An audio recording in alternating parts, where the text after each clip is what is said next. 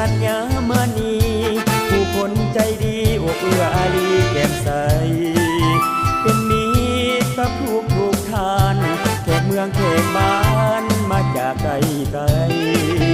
ผ่านไปขอให้มาแว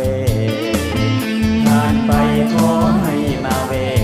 มนต์ซื่นแท้แขวงบ่อแก้วบ้านเฮา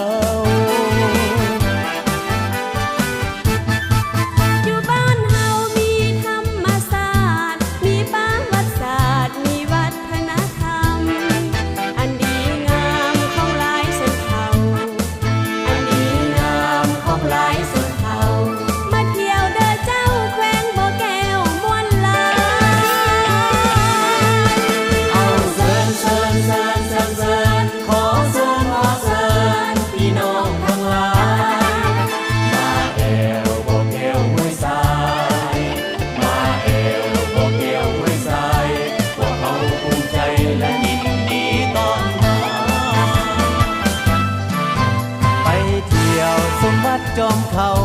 เบื้องขายฝรั่งเก่าไปไหว้พระธาตุพระธรรมไปสมหน่อยแก้วลักเมืองเสียงสีเฮืองเป็นของคุณธรรมไปสมขัวขามน้ำคลองไปสมขัวขามน้ำคลองเชื่อมลาวไทยพี่น้องสองฝั่งหากัน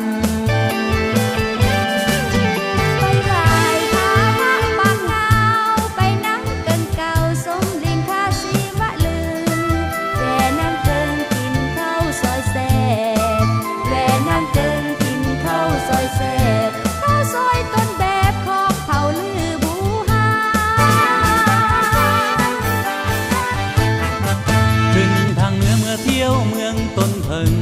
ไปเอวไปเบิ่งสามเหลี่ยมทองคำเที่ยวเมืองเก่า